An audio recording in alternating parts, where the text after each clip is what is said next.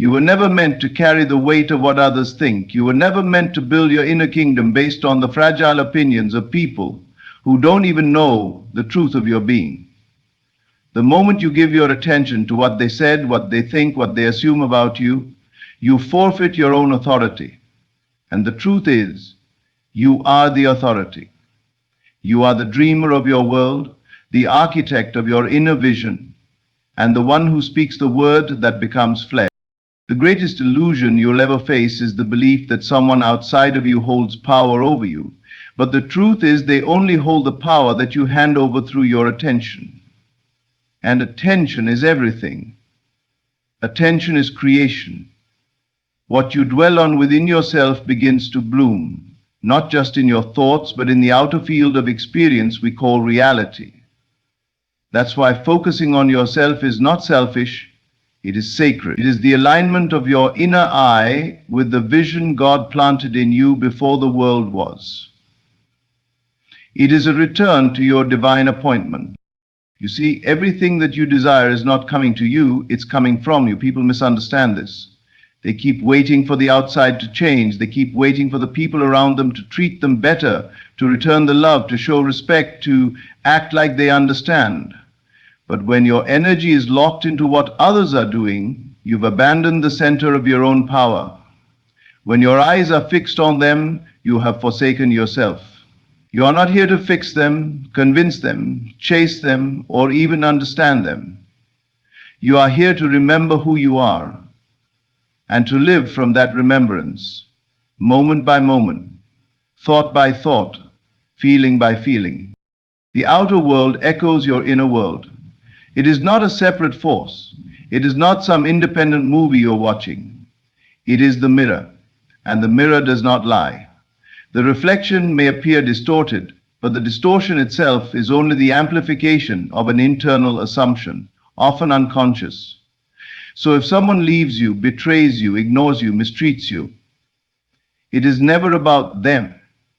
It is not about punishing you or rejecting you. It is life reflecting your hidden beliefs back to you, so you may choose again. Focus on yourself, not out of resentment, not out of pride, but out of wisdom, out of love, out of clarity, because your inner world is not a reaction to what they do. It is the cause.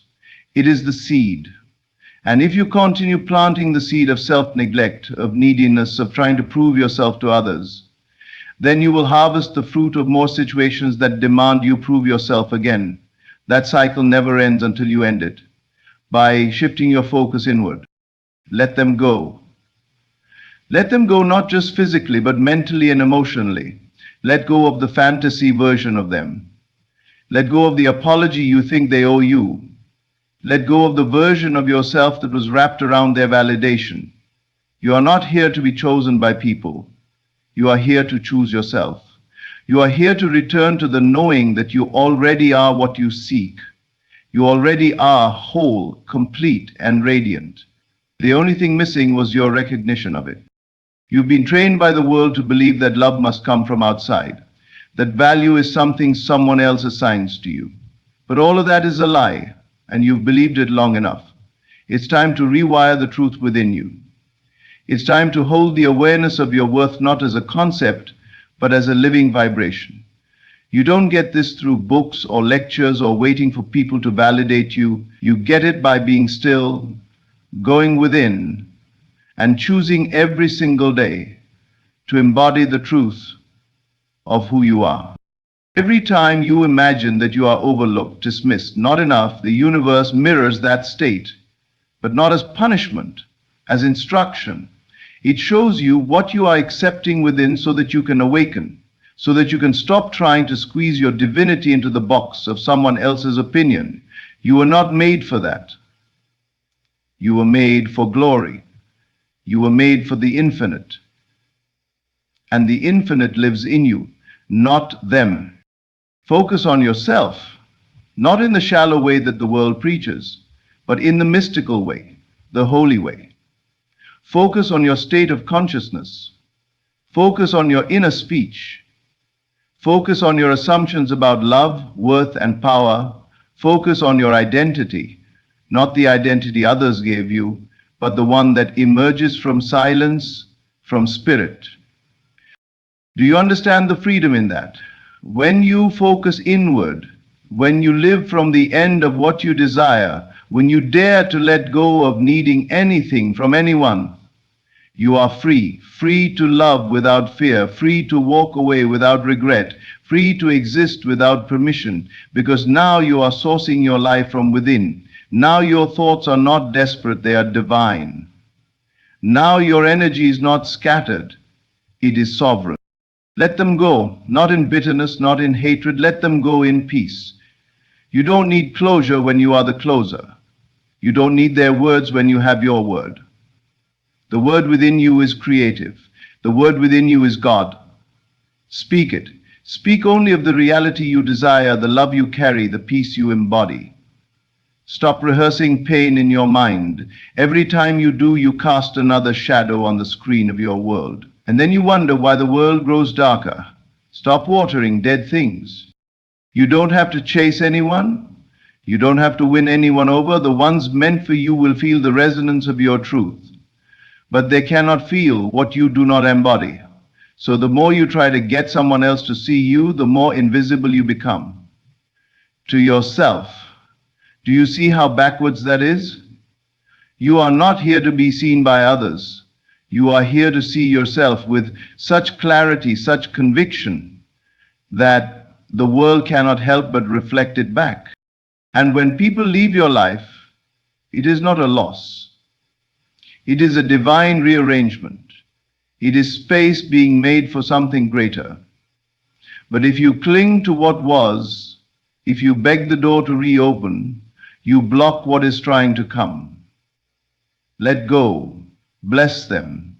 Thank them for the role they played in your awakening, and then step forward, not toward them, but toward you.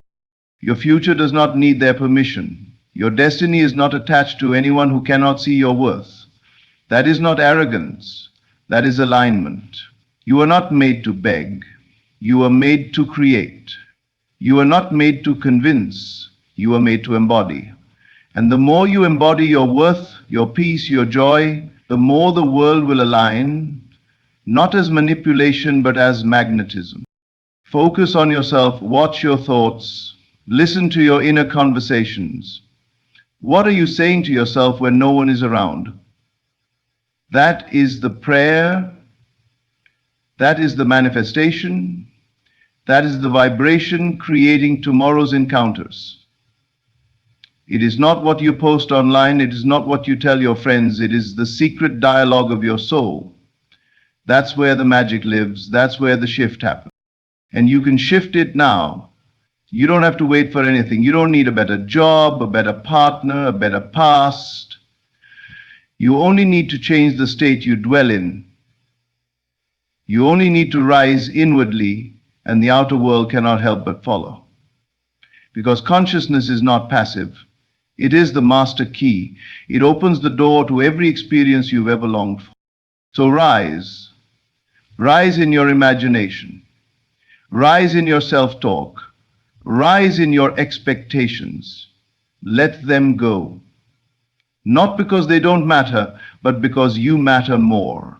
Let them go, not because you're broken, but because you're healing. Let them go, not because you're giving up, but because you're waking up.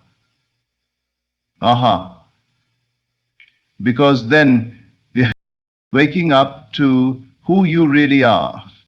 And as you wake up, everything changes. Not in the outer world first, but in the inner atmosphere of your being. You begin to feel it before you see it. You begin to trust the silence more than the noise. You begin to walk differently, not because anyone taught you a new technique, but because your state of consciousness has shifted. You no longer seek reassurance. You radiate certainty. You no longer chase closure, you live in completion. This is not the path of the masses. This is the narrow way, the way of inner mastery. And few choose it, not because it's hidden, but because it requires that you stop blaming, stop projecting, stop waiting for someone else to do what only you can. And that only you is not a small self. It is the divine self, the eternal I am, that you carry like a flame in your chest. That flame doesn't flicker because of someone else's opinion. It burns with the same power that created galaxies. And it's in you. So why waste it dimming yourself for people who were never meant to understand? Why spend your sacred energy trying to make someone else see your light when it's your job to keep it burning, no matter who turns away? Focus on the flame. Fan it with your attention. Feed it with your imagination. Let it grow until the warmth of your own awareness becomes the only validation you need. You do not exist to complete someone else's story. You are not a supporting character in another's life. You are the central figure in the drama of your own becoming. And your becoming begins with the decision to focus not outward but inward. Because the one who sees themselves clearly creates clearly. And the one who creates clearly does not fear loss, rejection, or abandonment. For they know that nothing is ever lost in God. All things are being rearranged for their highest good. Let that truth settle. Nothing is lost, not the love, not the time, not the effort. It is simply returned to source. And from source, all things rise again. So instead of clinging to what faded, invest in what remains. And what remains is your awareness. What remains is your choice. What remains is the power to enter into a new state now, where peace is not earned but accepted, where love is not negotiated but embodied, where your life is not a reaction to circumstances, but a reflection of your inner certainty. The world responds to your self-image, not the one in your mirror, but the one in your mind. And most of us have allowed others to paint that image. Parents, partners, peers, they handed us colors and we painted ourselves small, afraid, unworthy. But now you hold the brush and you can choose again. You can paint yourself bold. You can paint yourself whole. You can paint yourself free. And as you do, the world becomes a gallery of your inner artwork. The moment you stop asking, what do they think of me, and start asking, what do I think of myself, you reclaim your crown. And that crown was never made of gold or jewels. It was made of awareness. Awareness of who you are, awareness of what you carry. Awareness of the truth that you are not a beggar in the kingdom of God. You are the kingdom, the king and the key. So wear it, not to impress, not to dominate, but to walk in the dignity of your divine identity. And in that identity you realize you don't have to fix anything. You don't have to make them understand. You don't have to re-explain yourself. The ones who are meant to walk with you will meet you at your new vibration, not because you chased them, but because you became magnetic. Focus on your inner atmosphere more than your outer circumstances. Focus on the conversations you have with yourself in silence. These are not harmless thoughts. These are blueprints. These are instructions to the universe. Every I am you whisper is a command, a seed, a prophecy. So stop saying I am hurt, I am forgotten, I am not enough. That is not humility, that is creative sabotage. Replace it with truth, with light. With I am whole, I am chosen, I am complete. Speak it not to convince yourself, but to reveal what was always true. You were always enough. You were always chosen. The problem was never the outer rejection, it was the inner assumption that the rejection meant something about you. But it didn't. It was never about you. It was about their inability to meet you where you were rising. And that's okay.